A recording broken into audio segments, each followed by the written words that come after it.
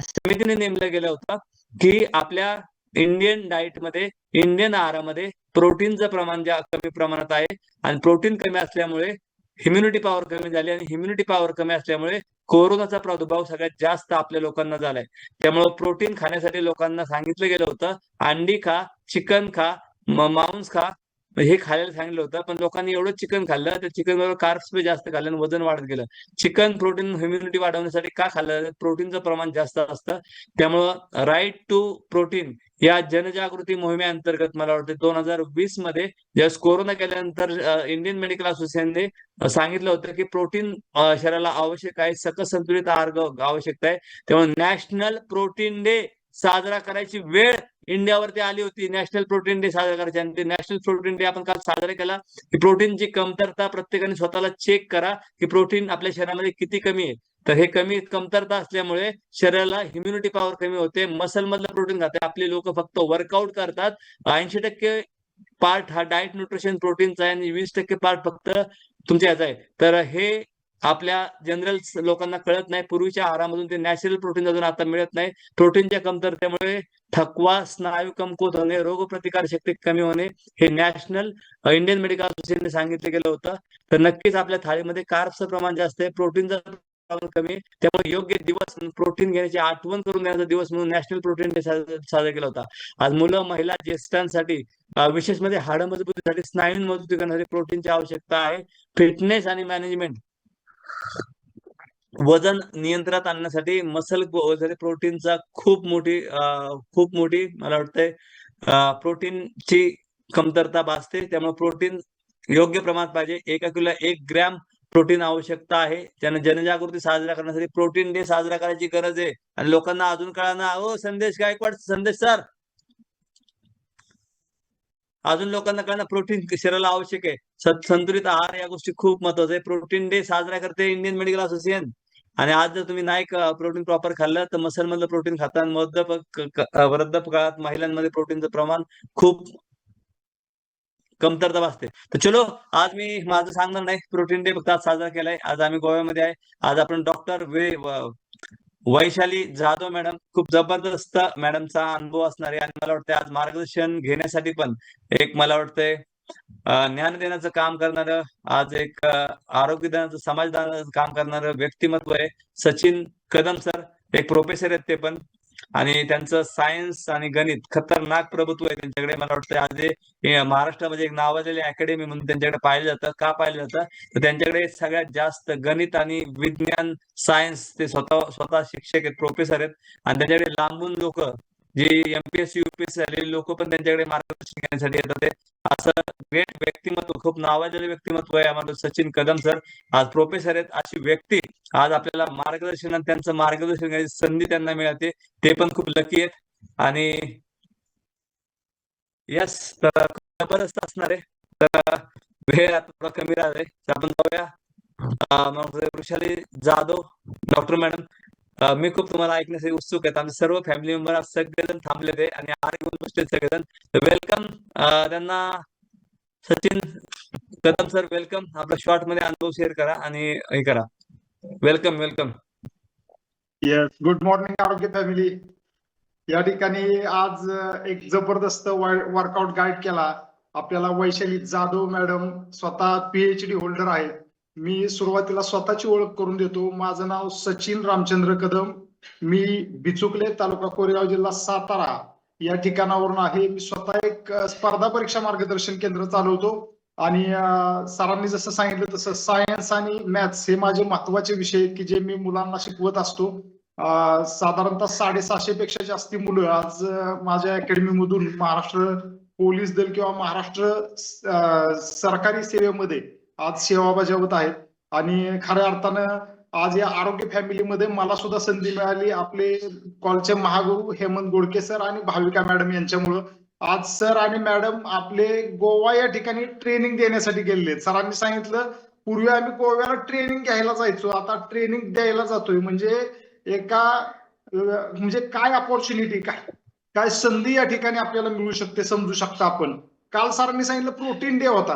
आणि आज आपण जो आहार खातोय याच्यामध्ये प्रोटीनची खूप कमतरता आहे आणि त्यामुळं सरकारला प्रोटीन डे साजरा करावा लागतो. लोकांना प्रोटीन खाण्याची आठवण करून द्यावी लागते आणि खऱ्या अर्थानं ही आहार पद्धती बदलण्याची गरज आणि आज धकाधकीच्या जीवनामध्ये लोकांचा आहार जीवनशैली चुकीची झाली आहे आणि म्हणून खरी काळाची गरज आहे. आपली आरोग्य फॅमिली खूप चांगल्या पद्धतीने या ठिकाणी काम करते आणि जबरदस्त असा हा सकस संतुलित आहार 114 प्रकारची सूक्ष्म अन्नद्रव्य असणारा 350 पेक्षा जास्त पीएचडी होल्डर डॉक्टरांनी तयार केलेला हा आहार प्रत्येकानं तयार करून घ्यायचा आहे.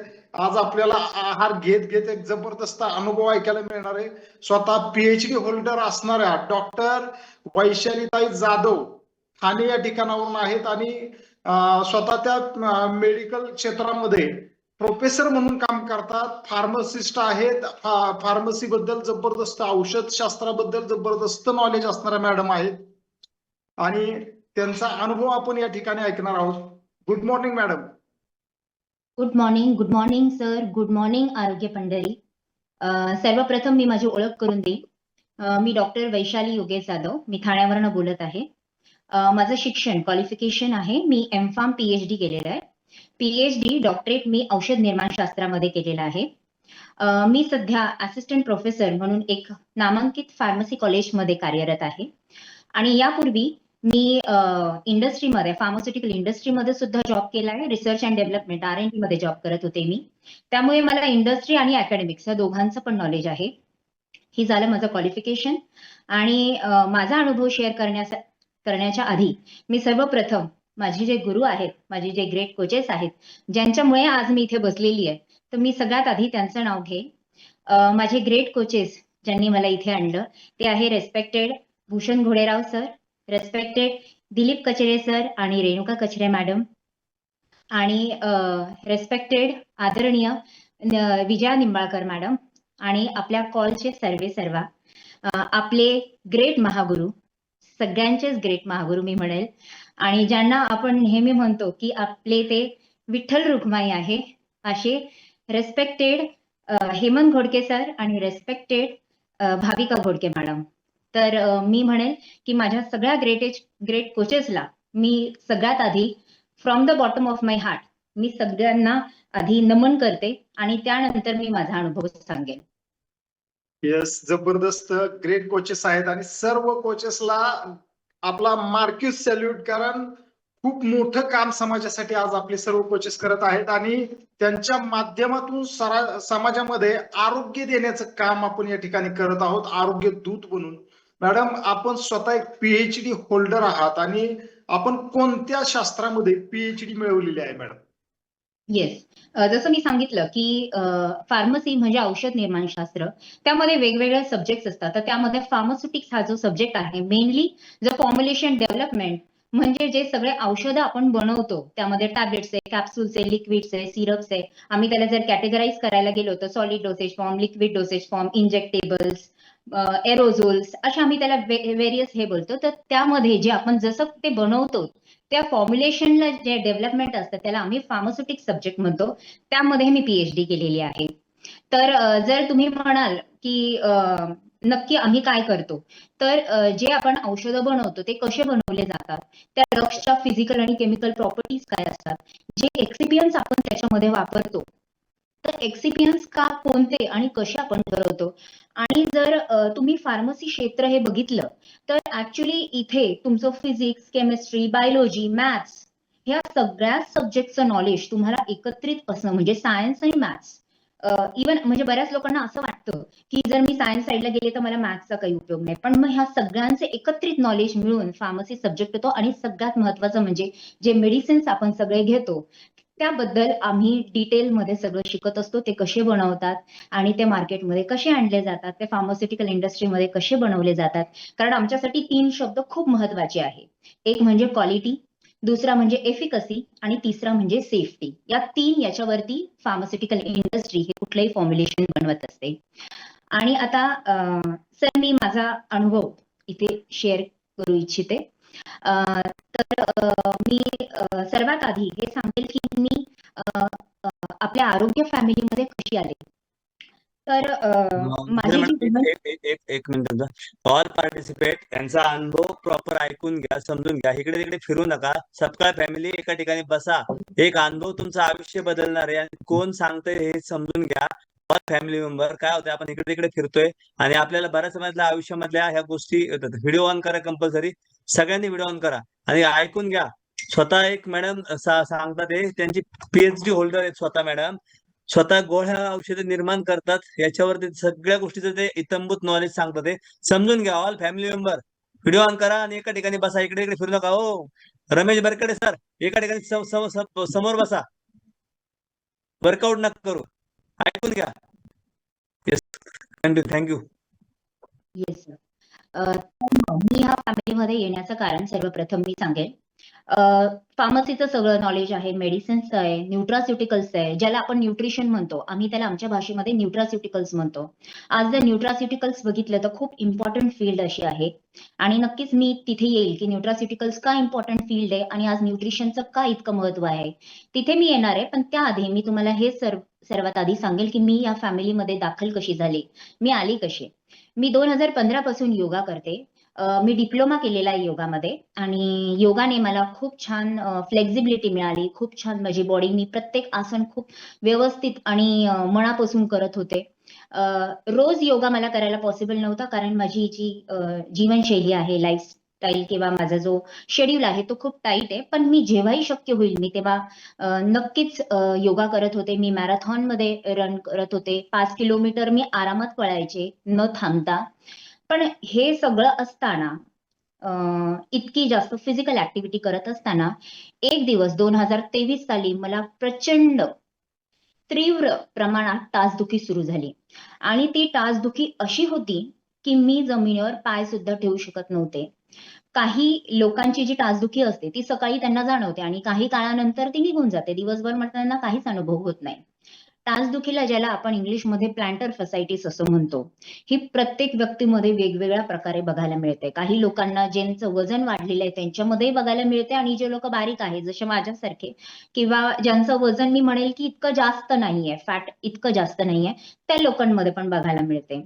माझ्या बाबतीत असं झालं होतं की ही टाचदुखी जेव्हा झाली तेव्हा मी खूप शॉक्ड होते की अरे, मी इतकी फिजिकल ऍक्टिव्हिटी करते, माझं बाहेरचं इतकं काही खाणं पण नाहीये, दुसऱ्यांसारखी मी इतकी हॉटेलमध्ये पण जात नाही, घरचीच भाजी पोळी सगळं खाते आणि तरी मला टाचदुखी का झाली.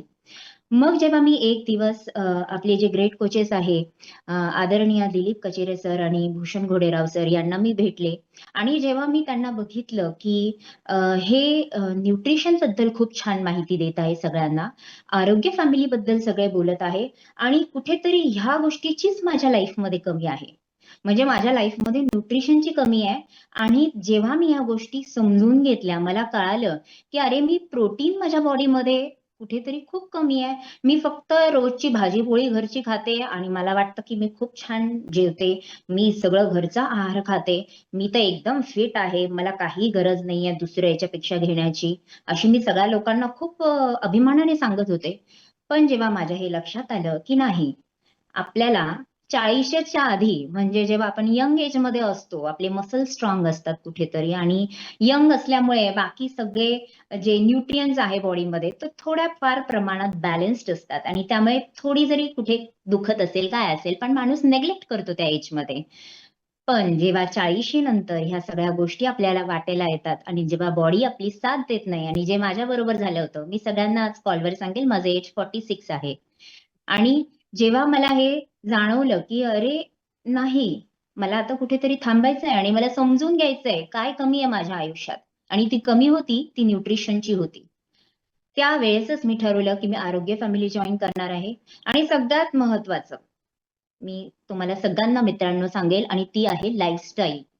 आज कितीतरी माणसं चुकीची लाईफस्टाईल फॉलो करतायत, सक्सेसच्या मागे पळतायत, पैशाच्या मागे पळतायत, मी म्हणेल की खुर्चीच्या मागे पळतायत, पोस्टच्या मागे पळतायत. सगळ्यांना हवंय की मला फर्स्ट यायचंय, मला सगळ्यांच्या पुढे जायचंय. अरे पण सगळ्यांच्या पुढे जाण्यासाठी शारीरिक आरोग्य आणि मानसिक आरोग्य या दोन गोष्टी जर तुमच्या जवळ नसेल तर तुम्ही आयुष्यात काहीही करू शकत नाही. आणि या दोन्ही गोष्टी जर तुम्हाला हव्या असेल तर त्या फक्त आरोग्य फॅमिलीमध्ये मिळतात. आता सगळ्यात पहिलं मी येईल न्यूट्रिशनकडे. जसं की मी बोलले की न्यूट्रिशनची कमी माझ्या आयुष्यात होती. तर कुठलं न्यूट्रिशन होतं ते जे माझ्या जेवणात कमी होतं. मी काय करत होते, कार्बोहायड्रेट जास्त कंझ्युम करत होते आणि कुठेतरी प्रोटीन्स, विटॅमिन्स, मिनरल्स याची कमी कुठेतरी माझ्या रोजच्या जेवणामध्ये कमी होती. आणि सगळ्यात महत्वाचं प्रोटीन्स मी म्हणेल, जसं सरांनी आताच सांगितलं की काल प्रोटीन डे होता आणि भारतामध्ये कितीतरी लोकांना ही अवेअरनेसच नाही आहे की प्रोटीनचं इम्पॉर्टन्स काय आहे आपल्या लाईफमध्ये. त्यांना असं वाटतं की आम्ही कधीतरी उसळ खाल्ली, कधीतरी स्प्राउट्स खाल्ले, मग कधीतरी संडेला, सॅटर्डेला थोडंसं दही, छास खाल्लं किंवा काकडी, गाजर, बीट खाल्ली म्हणजे आम्ही फायबर्स पण खातो, आम्ही प्रोटीन्स पण खातो. पण कधीतरी खाणं आणि रोज खाणं यामध्ये खूप फरक असतो. आणि आपली आरोग्य फॅमिली आपल्याला तेच शिकवत असते की आपली आरोग्य फॅमिली आपल्याला आपल्या 5 पिलर्सवर काम करायला शिकवते. जेव्हा तुम्ही या 5 पिलर्सवर कन्सिस्टंटली डेडिकेशनने काम करायला लागतात, तेव्हाच असे अमेझिंग रिझल्ट्स मिळतात. तर मी परत तुम्हाला सांगेल की जसं मला टाचदुखी सुरू झाली होती, तर त्या टाचदुखीनंतर जेव्हा माझी लाईफ जे ऍक्टिव्हिटीज आहेत त्या आपोआप माझ्या कमी झाल्या आणि ऍक्टिव्हिटीज कमी झाल्यामुळे नंतर मला पाठदुखी सुरू झाली, मला स्पॉन्डिलोसिस सुरू झालं. स्पॉन्डिलोसिसची सुरुवात होती. एक दिवस असा होता की मला इतकी चक्कर येत होती दिवसभर. मला असं वाटलं की म्हणजे आता मी काय करू पुढे आणि कशी करू? पण मला माझ्या ग्रेट कोचेसने विश्वास दिला की मॅडम पेशन्स ठेवा. तुम्हाला जसं म्हणतात ना की तूप खाऊन रूप येत नाही. तुम्हाला कन्सिस्टंटली या गोष्टी कराव्या लागतील. सगळ्यात महत्वाचं आपल्या कोचेसवर विश्वास ठेवावा लागेल आणि तेव्हा तुम्हाला अमेझिंग असे रिझल्ट्स मिळणार आहे. आणि मित्रांनो, खरंच मी तसं केलं. मी माझ्या कोचेसवर विश्वास ठेवला. मी आपल्या 5 पिलर्सवर प्रॉपर काम करायला शिकले. आणि 5 पिलर्स कोणते? तर ते सकाळी सुरू होतात ते आपल्या मेडिटेशन पासून. मेडिटेशन सकाळचं करणं खूप गरजेचं आहे.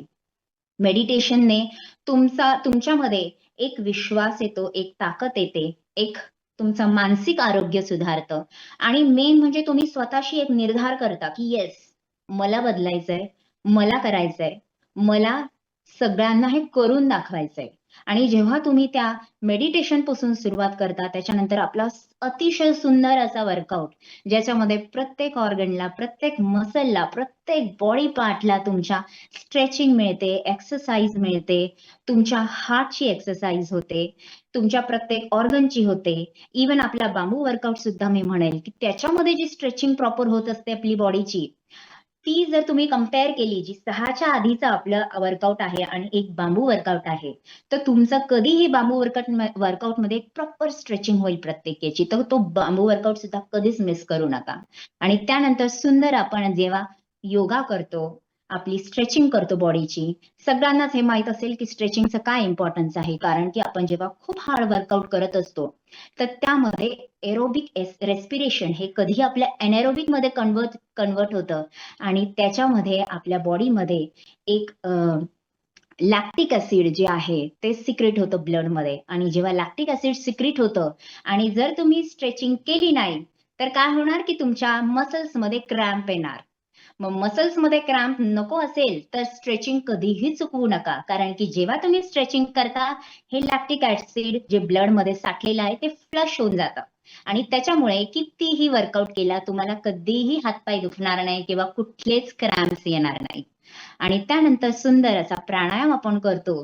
प्राणायाम मध्ये जेव्हा आपलं ब्लड सर्क्युलेशन एनहान्स होतं, त्यानंतर आपली जी रेस्पिरेटरी ट्रॅक आहे त्याचं आपलं खूप छान असं आपण जेव्हा म्हणजे मेन जे आहे ते ऑक्सिजन लेवल आपल्या बॉडीमध्ये जेव्हा वाढते, तर ह्या गोष्टी ज्या परिपूर्ण असा आपला सुंदर वर्कआउट आपण करतो, त्यानंतर सगळ्यात महत्वाचा रोल आहे तो आपल्या सकस संतुलित आहाराचा.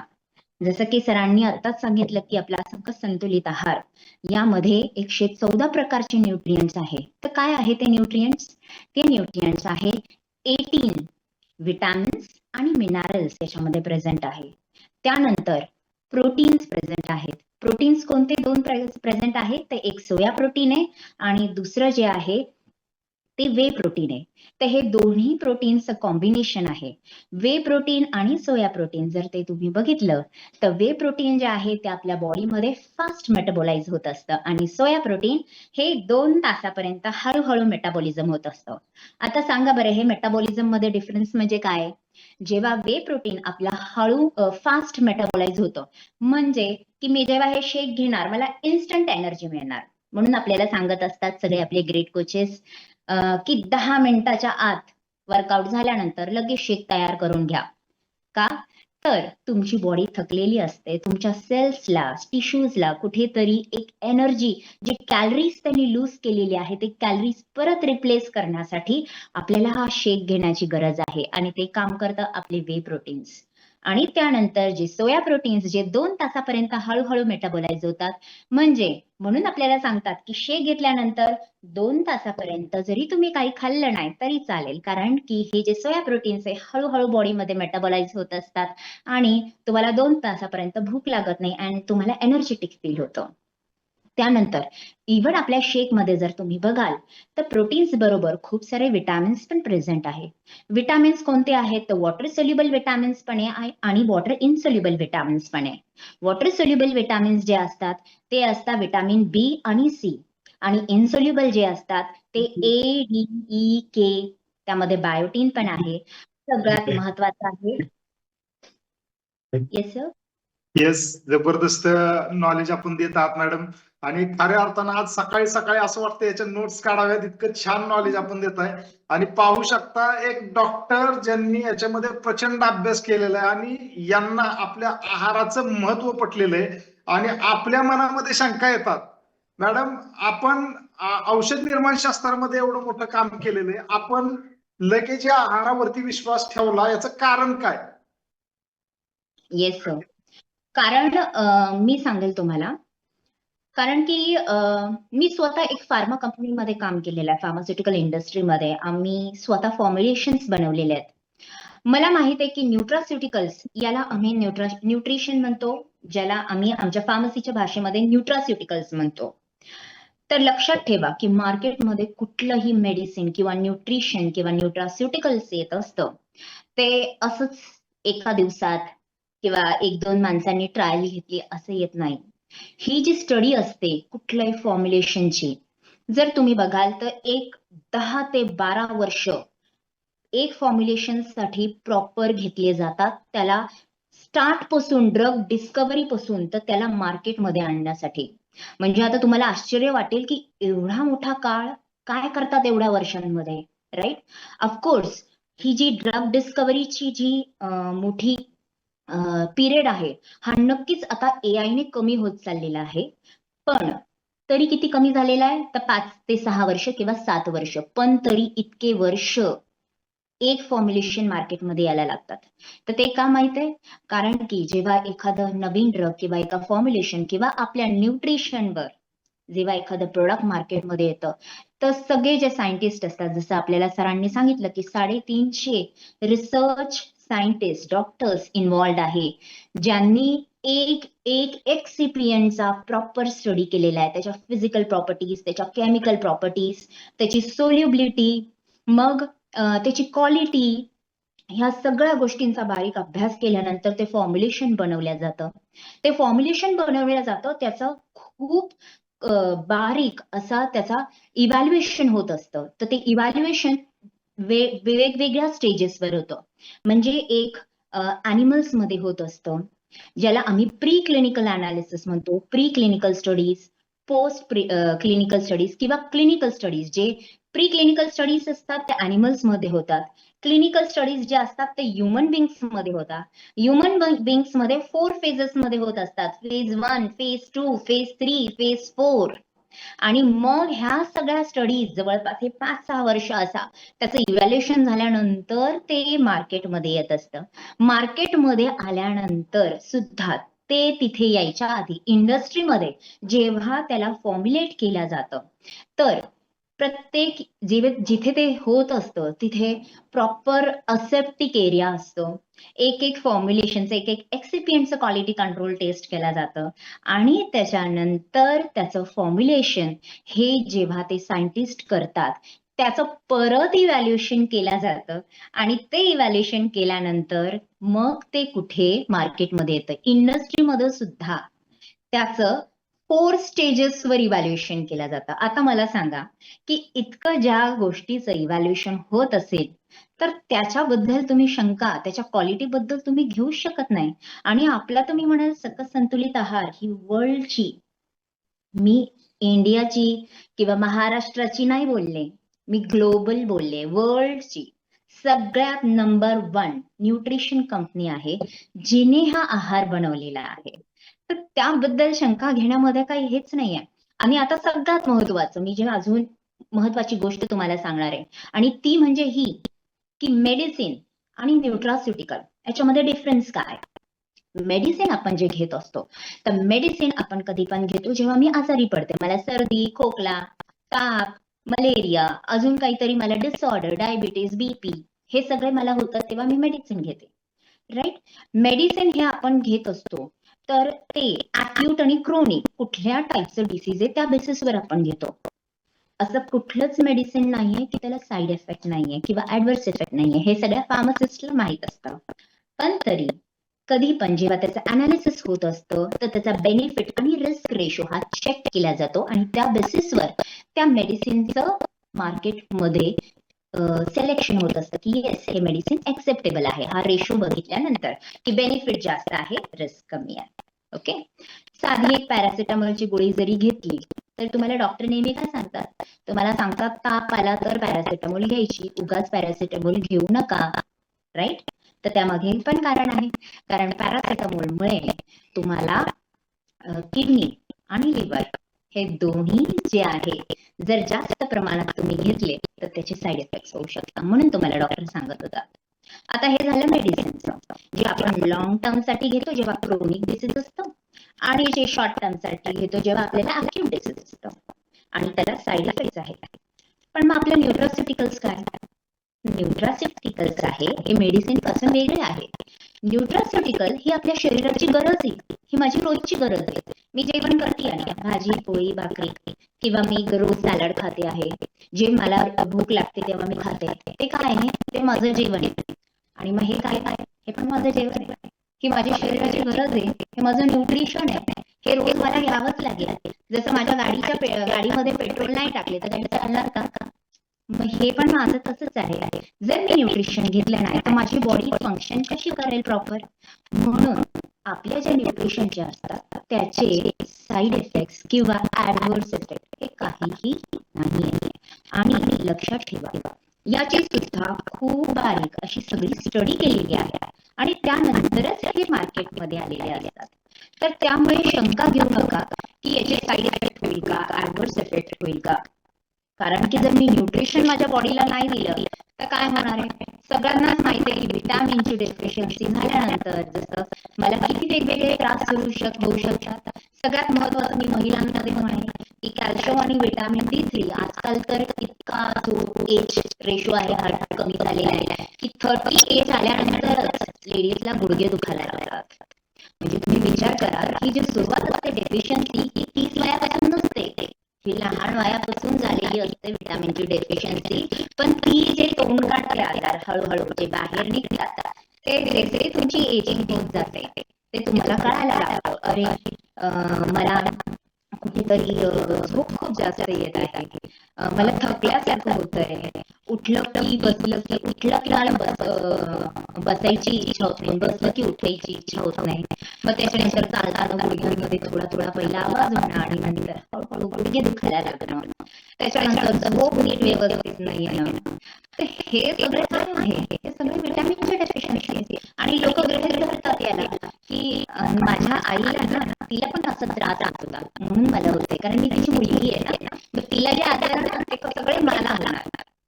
कुठेतरी हा समज मित्रांनो माझाही होता. पण जर तुम्ही इथे शिकाल आणि समजून घ्याल की काय जादू आहे संतुलित आहाराची, का आपण सकस संतुलित आहार घेतला पाहिजे, काय आहे न्यूट्रिशन, काय जादू आहे या व्हिटॅमिन्सची आणि काय जादू आहे या प्रोटीन फायबर्सची, जे घेतल्यानंतर माझ्या बॉडीमध्ये इतके अमेझिंग असे चेंजेस मिळतात. आणि जसं आता मी माझे अमेझिंग चेंजेस सांगेन तर माझी टाळदुखी पूर्णपणे गेलेली आहे, मी खूप छान एकदम हॅपी आहे माझ्या लाईफमध्ये. पाठदुखी स्पॉन्डिलिटिस होतं हे मला लक्षात पण नाहीये, असं काही मला कधीतरी होतं. मी रात्री छान आरामात झोपलेली असते, एकदा रात्री झोप घेते, सकाळी मस्तपैकी जागी होते. म्हणजे माझी झोप पण खूप छान सुधारली आहे. मी जे आहे पाण्याचं प्रमाण माझ्या कॉलेजमध्ये काम करत असताना मला कधी पाणी पिलं, कधी नव्हतं पिलं, लक्षात राहत नव्हतं, पण मी आता जाणीवपूर्वक आणि कॉन्शियसली ह्या सगळ्या गोष्टी लक्षात ठेवून करते, तर त्याच्यानंतर अमेझिंग असे रिझल्ट्स मिळतात. आणि सगळ्यात महत्त्वाचं स्किनचा रिझल्ट इतका छान आला की माझं आधीच स्किन बघाल तर काळवळलेलं होतं, कारण आपण जेव्हा बाहेर वावरतो पोल्युशनमुळे आणि बाकी पेशंटमुळे व्हिटॅमिन सी आणि याची कमतरता झाली तर तुमची स्किन पण दिसायला लागते, तिची चमक कुठेतरी निघून जाते. इव्हन कोलॅजेनचा स्किनमध्ये जसं कमी होतं तसं सुरसुऱ्या दिसायला लागतात आणि स्किन टाईटनेस कमी व्हायला लागतो आणि त्यासाठी मी घेतलं स्किन बूस्टर.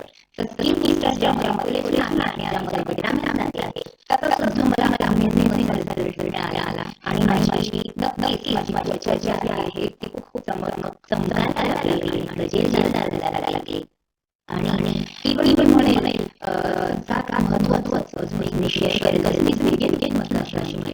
मी आयुष्य जेव्हा घेतला तर माझे गुडघे जे मी सुरुवातीला एकदम वर्क करायला लागले होते आणि जेव्हा एनर्जी करून वर्क करायला लागले माझे गुडघे दुखायला लागले. मग मी विचार केले अरे आता वर्कआउट तुम्ही छान करत आहे. मग मला माझे सांगितलं की जॉईन सपोर्ट द्या आणि खरंच झालं की आता माझे गुडघे बिलकुल नाही आणि एक 46 अनसाचा मला आज 25-26 फीलिंग आहे आणि माझी BP पण वाढलेली असं वाटतं की आता मी कॉलेजमध्ये गेले काय माझे स्टुडंट्स आले मध्ये आली आहे.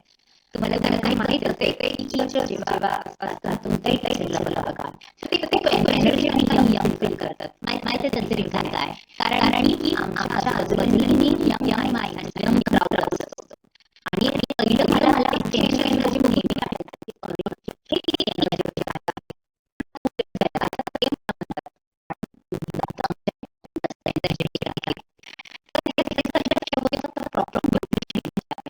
आणि कोचेस नेहमी मला म्हणायचे किंवा मी नेहमी आपले जे ग्रेट महागुरु आहेत हेमंत घोडके सर, ते त्यांना मी नेहमी बोलताना ऐकायचे की मेडिकल फ्री आयुष्य जगा.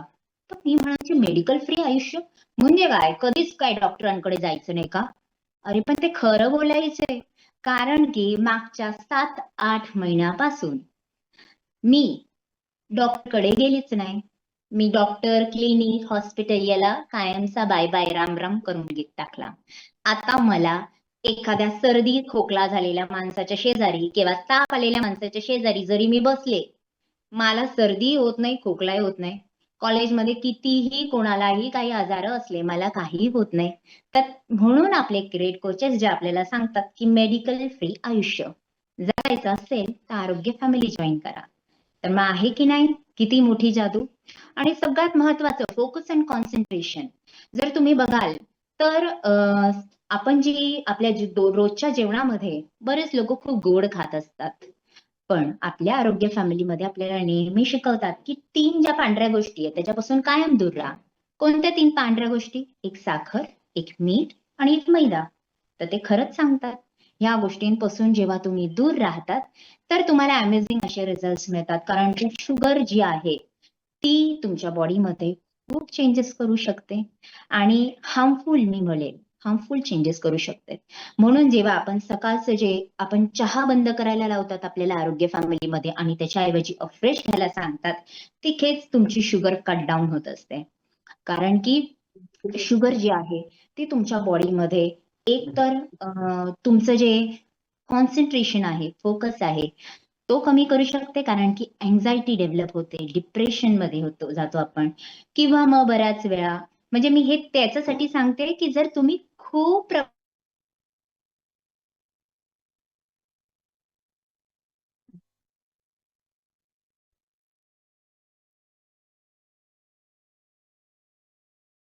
हॅलो.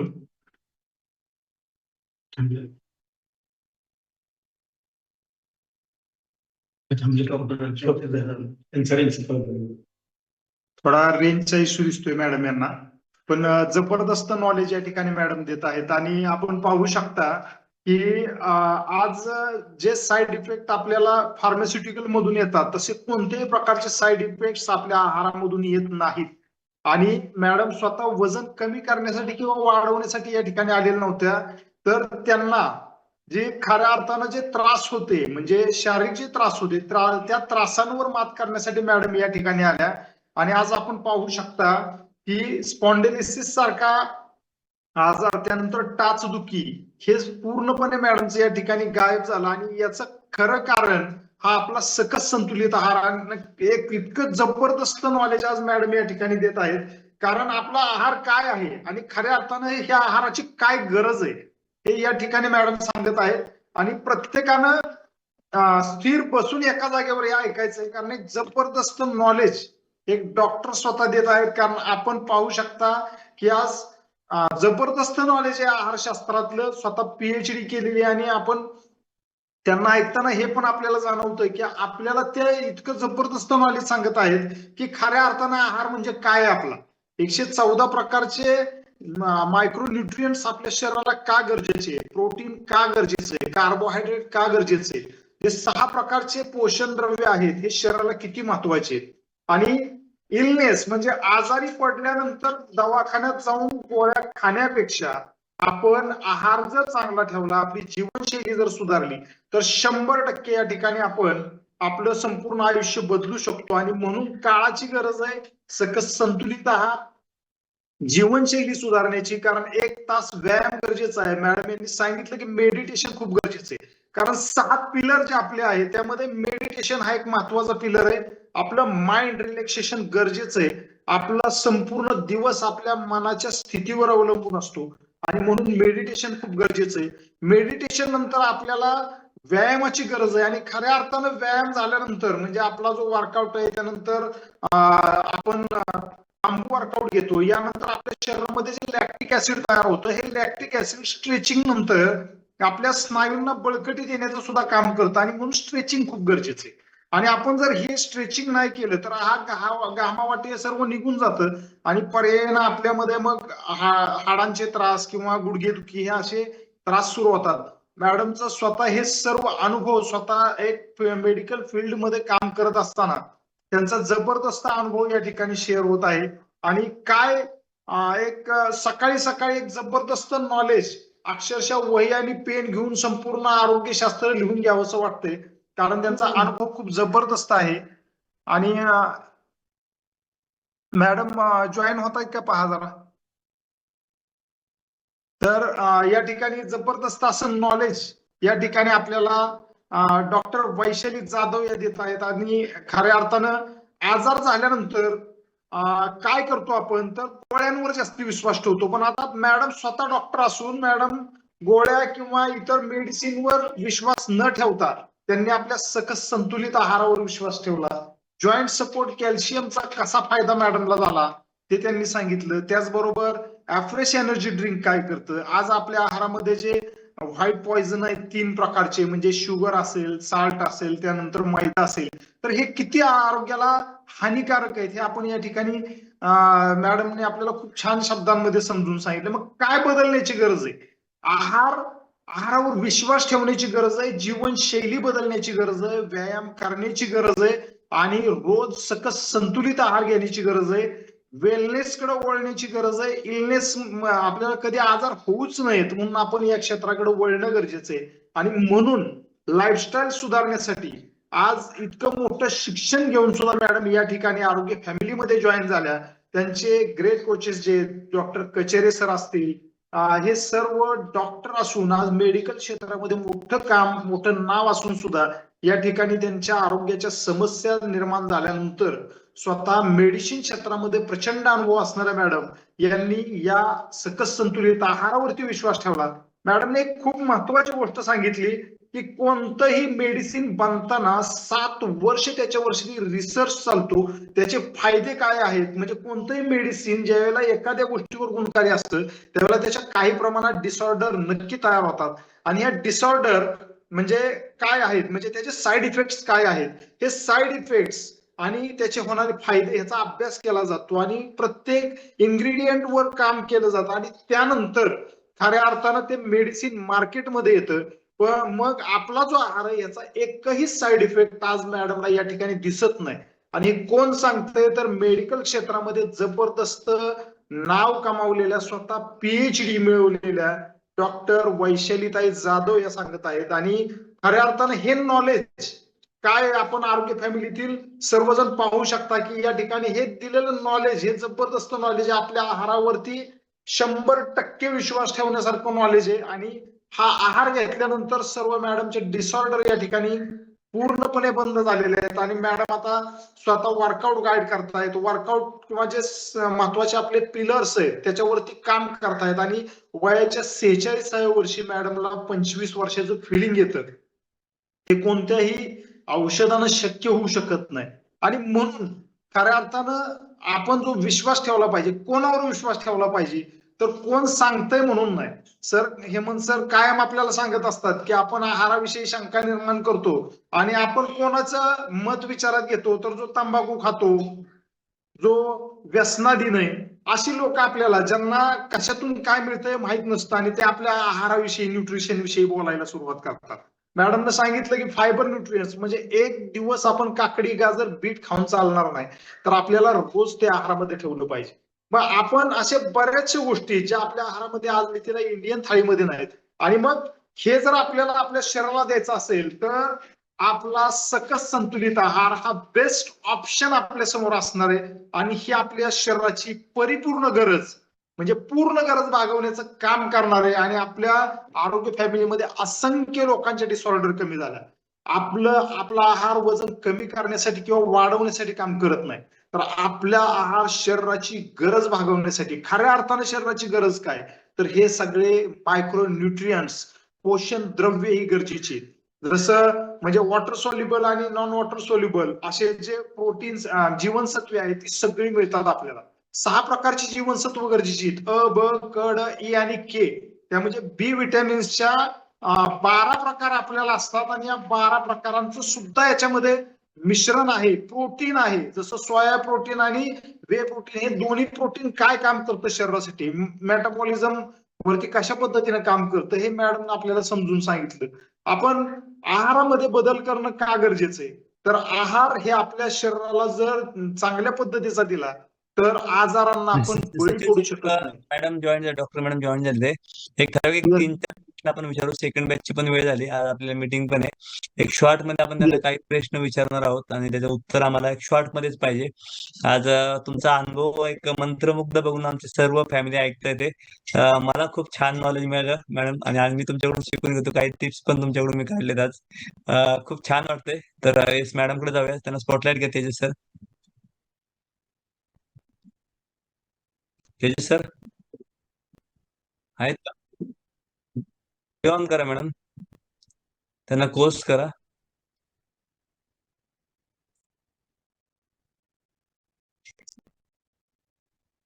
येस, खूप जबरदस्त नॉलेज आपल्याला मॅडम या ठिकाणी देत आहे. थोडा रेंजचा इश्यू असल्यामुळे मॅडम कॉल मधून बाहेर पडल्या होत्या. पुन्हा मॅडम जॉईन झालेले आहेत.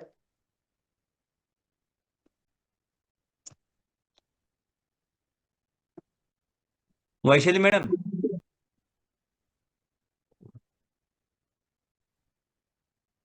तेजस सर कोर्स करा त्यांना. केले का? थोडं रेंज मध्ये या बरं.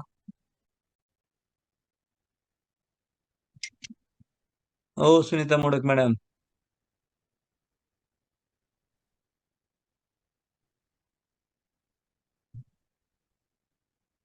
Recording stopped. रेंजचा इश्यू आहे मॅडम. आपल्याला मला वाटतं एक पुढचा एक सेशन आपण लवकरच घेणार आहोत. हेल्थ टॉक त्यांच्याकडून घेणार आहोत, मार्गदर्शन घेणार आहोत त्यांचं. सचिन सर, येस रेंजचा इश्यू आहे त्यांच्याकडे, बोला. येस, पाहू शकता मॅडम खूप छान नॉलेज देत आहेत. आणि खरंच सिस्टीमला पण विनंती राहील की यांचं आपल्या आहाराविषयी मार्गदर्शन सर नक्की घ्या, कारण खूप जबरदस्त नॉलेज आहे मॅडमला. आणि आहार कशा पद्धतीने बनलाय सांगितलं, कारण स्वतः या आपला जर भारत देशाचा विचार केला तर सुश्रुत संहिता असेल किंवा चरक संहिता असेल, आयुर्वेदाचं हब आपली इंडिया ओळखली जाते आणि इंडियामध्ये खूप मोठं नॉलेज आहे. आज योगशास्त्रामध्ये सुद्धा भारताचं नाव घेतलं जातं आणि हे सगळं नॉलेज आपण जगाला देत आहोत. आणि आज 7:30 वाजले, 8 वाजता तर रेडी व्हायला लागेल सगळं. यस, या ठिकाणी खूप छान नॉलेज देत होते मॅडम. थोडासा रेंजचा इश्यू आहे, पण आपण पाहू शकता की काय गरज आहे आहाराची. तर प्रत्येकाला गरज आहे, कारण आजारी पडण्यापेक्षा आपण स्वतः फिटनेस वरती काम केलं पाहिजे. आणि त्यामुळं आपल्याला जे आहारामध्ये जे महत्वाचे घटक आहेत ते आपल्याला सकस संतुलित आहारामधून मिळत असतात रोज. Yes yes yes. Sachin sir, thank you. खूप जबरदस्त आज तुमचं नॉलेज ऐकावंसं वाटत होतं. तर वैशाली मॅडम आले होता. तर मॅडम एक 2-3 गोष्टी फक्त तुम्हाला आम्हाला विचारायचे ते फक्त त्याच्यावरती आम्हाला ऍक्च्युली 2-3 प्रश्न विचारायचे. Recording in progress. आज वैशाली मॅडम एक इनलेस आणि वेलनेस याच्यामध्ये आज बऱ्याच वेळा आपल्या देशातील लोक आहेत ना, की basically आजार झाल्यावर हॉस्पिटलला जातात, पण आजार न होण्यासाठी न्यूट्रिशन काय महत्वाचं आहे. इनलेस आणि वेलनेसचा आम्हाला डिफरन्स सांगायचा आहे. शॉर्ट मध्ये सांगायचं आम्हाला उत्तर. Yes yes sir. सगळ्यात प्रथम सर खूप सॉरी की इथे ऍक्च्युली लाईट गेली माझ्या इथे, त्यामुळे हा प्रॉब्लेम झाला. पण ऑफकोर्स मी हे गुड चॅलेंज म्हणून घेत आहे. आणि सर जसं तुम्ही विचारला हा प्रश्न की इलनेस आणि वेलनेस यामध्ये काय फरक आहे, तर सर प्रिव्हेंटिव्ह मेडिसिन्स ही जी फील्ड आहे किंवा ही जी नवीन येणारा जो आता मी म्हणेल की खूप महत्वाचा असा भाग आहे, ज्यामध्ये कुठलाही आजार होण्याच्या आधी आपण काय काळजी घेतली पाहिजे, तर त्याला आपण वेलनेस म्हणत असतो. आणि इलनेस म्हणजे तुम्ही आजारी पडला आहात आणि त्यानंतर तुम्ही औषधं घेतायत, पण ह्या आजारांकडे न जाता आपण प्रिव्हेन्शन काय घेतलेलं आहे, आणि ते प्रिव्हेन्शन घेण्यासाठी सगळ्यात महत्वाचं आहे जे आपण विटामिन्स आपल्या न्यूट्रिशन थ्रू घेत असतो, जे प्रोटीन्स आपण सगळे घेत असतो, तर हे खूप महत्वाचे आहे. हे जर तुम्ही हा आपला जो सकस संतुलित आहार आहे, जो आपला फॉर्म्युला 1 आहे, इव्हन मी फॉर्म्युला 2 बद्दल सुद्धा इथे अगदी थोडक्यात सांगेल की आपण जे फॉर्म्युला 2 मध्ये सेल्युलॉज घेतो किंवा आपण सेल ऍक्टिव्हेटर घेतो, ज्याच्यामध्ये खूप छान असे अँटीऑक्सिडंट्स आहेत. मग आपण हर्बल कंट्रोल घेतो आणि सगळ्यात महत्वाचं आहे आपल्या मल्टीविटामिन जे आपण फॉर्म्युला 2 मध्ये घेतो. तर ह्या खूप महत्वाच्या आहे, ज्याच्यामुळे आपल्याला कधीही कुठला आजार हा होणारच नाही. आणि जसं सर म्हणत होते की प्रोटीनचं महत्व काय आहे, तर प्रोटीनच्या अभावाने जेव्हा तुमचे मसल्स वीक होतात, तर हे सगळे हळूहळू आजार तुम्हाला सुरू होतात. आणि सगळ्यात महत्वाचं मी हे सुद्धा सांगेल, जी गुडघेदुखी होते तिथे सुद्धा तुमचे मसल्स वीक असतात, म्हणून गुडघेदुखी सुरू होते. कारण की तुमची बॉडी जी आहे ती तुमच्या मसल्स कमजोर असल्यामुळे तुमच्या बॉडीचं सगळं वेट तुमच्या हाडांवर, गुडघ्यांवर यायला लागतं आणि त्याच्यामुळे जॉईंट पेन होतो. इव्हन मी इथे जॉईंट आपला जो फॉर्म्युला 3 आहे त्याबद्दल सुद्धा तुम्हाला सांगेल, ज्याच्यामध्ये स्किन बुस्टर आणि सगळ्यात महत्वाचं आपलं जे रिबिल्ड येतं 24 रिबिल्ड, आणि ज्याच्यामुळे मला इतका सुंदर रिझल्ट मिळाला, कारण की माझे मसल्स वीक झाले होते आणि त्यामुळे मला जॉईंट पेन जे माझे टाच दुखत होती, जेव्हा मी 24 रिबिल्ड घ्यायला सुरुवात केली आणि माझे मसल स्ट्रॉंग झाले, तेव्हा पूर्णपणे माझे टाचदुखी निघून गेले. तर असे अमेझिंग असे रिझल्ट मिळतात. तर मित्रांनो, मी नक्कीच म्हणेल की वेलनेसवर फोकस करा, इलनेस कधी येणारच नाही.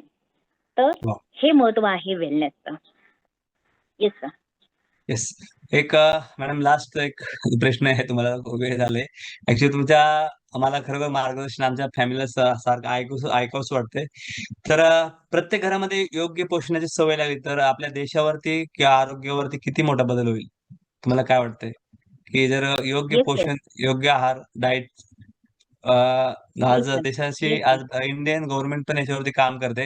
इंडियन गव्हर्नमेंटला माहिती आहे की ओबेसिटी एक महाभयंकर संकट इंडियावरती आले. आज जसं आज येस. सेंट्रल गव्हर्नमेंट याच्यावरती काम करते.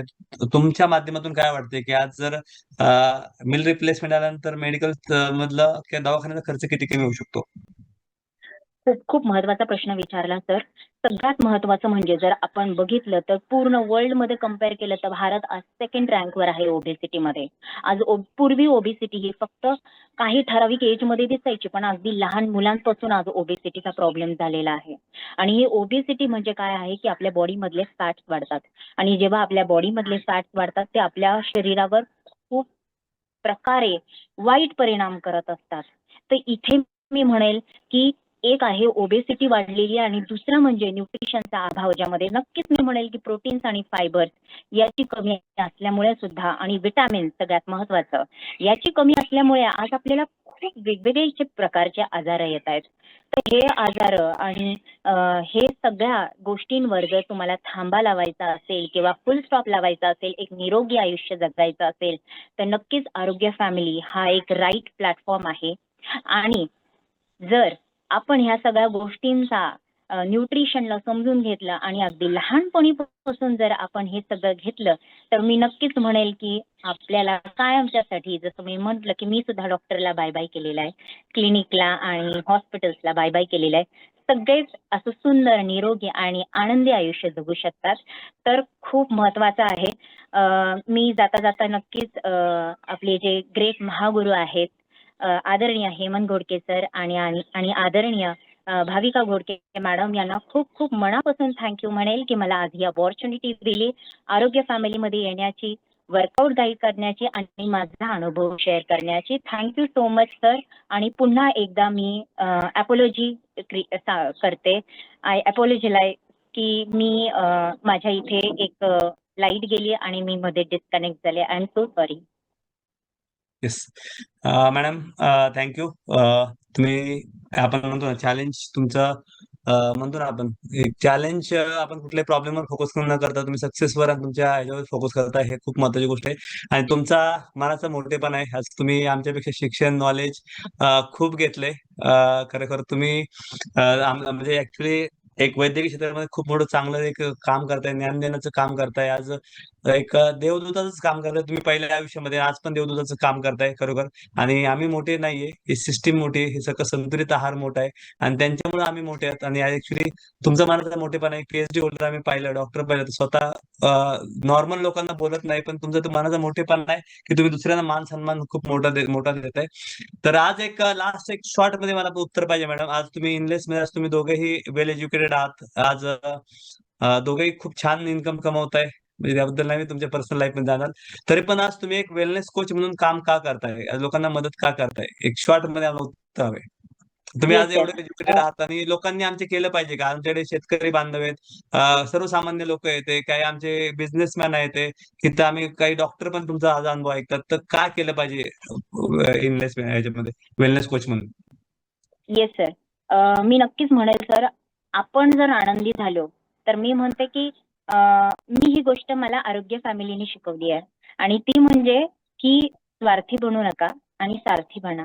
स्वतःला जर तुम्हाला चांगला अनुभव मिळालाय, तुम्ही जर स्वतः तुम्हाला बेनिफिट मिळालाय बॉडीला किंवा तुमच्या शरीराला, आणि आज तुम्ही फिट झाला आहात, तर का नाही पूर्ण जगाला आपण फिट बनवायचं. आणि मी म्हणेल प्रत्येक आपल्या फॅमिलीचं आपण कोच झालं पाहिजे, आपल्या सोसायटीचं आपण कोच झालं पाहिजे. आपण हे जे आरोग्य आहे, आपण नेहमी म्हणतो मिशन फिट इंडिया, आपण इथे इंडिया वर्ड वापरलेला आहे. तर आपल्याला आपल्या फक्त घरापुरतं आपल्याला आरोग्य नाही द्यायचंय, तर आपल्याला सगळ्यांना आरोग्य बनवायचं आहे. आणि सर, जो आनंद दुसऱ्याला देण्यात आहे ना सर, याच्यापेक्षा मोठा आनंद कुठलाच नाही आहे. आणि ही जी माणुसकी आहे, हे जर चांगलं बनणं, आयुष्यात हे सगळं केलं पाहिजे, हे मला शिकवलंय माझ्या आरोग्य फॅमिलीने. म्हणजे मी फक्त इथे सर एक वेलनेस कोच म्हणून नाही, तर मला माझं पर्सनॅलिटी डेव्हलपमेंट इथे झालेलं आहे. मला एक चांगलं माणूस म्हणून जगायला इथे शिकवलेलं आहे. स्वतःच्या फॅमिलीचा, समाजाचा सुद्धा तुम्ही विचार करायचा, हे सुद्धा मला आरोग्य फॅमिलीने शिकवलेलं आहे sir. Thank you so much. Yes, thank you. स्वार्थीने सारथी बनायचं आणि एक हर्बल लाईफ मध्ये आल्यानंतर नक्कीच एक लाईफ एज्युकेशन मिळतं आणि तुम्हाला एक माणूस म्हणून कसं जगायचं. तर मॅडमने एक सांगितलं की तुमच्याकडे पद, पैसा, प्रतिष्ठा ह्या गोष्टी महत्वाच्या नाहीत, पण तुमच्या या गोष्टी महत्वाच्या आहेत. तर मॅडम थँक्यू. तुमचं आम्हाला 1-1.5 तासाचं मार्गदर्शन नक्कीच आम्हाला ऐकायला नक्की आवडेल. आणि मला वाटतं सगळ्या फॅमिलीकडून बऱ्याच जणांना मेसेज आला की मॅडम इतके दिवस कुठे होत्या. तर नक्कीच मॅडम होत्या, मॅडम सासरी होत्या, माहेरी आले ते. आणि नक्कीच त्यांचं एक दिवसाचा 1-1.5-2 तासाचं आपण नक्कीच मार्गदर्शन नक्की ठेवू. तर मॅडमचं सगळ्यांनी थँक्यू म्हणायचं. एकदा अनम्यूट करा किरण सर आणि खरोखर सगळ्यांनी एक मार्क्स सॅल्यूट मॅडमला करायचंय. मॅडम नतमस्तक तुमच्या नॉलेज पुढे आम्ही खरोखर आज आमच्या सर्व आरोग्य फॅमिलीला नक्कीच त्यांच्या डाऊट काहींच्या मराठी भाषेमध्ये असं वळवळ करून Thank you so much, madam. Thank you, Dr. Madam. Thank you.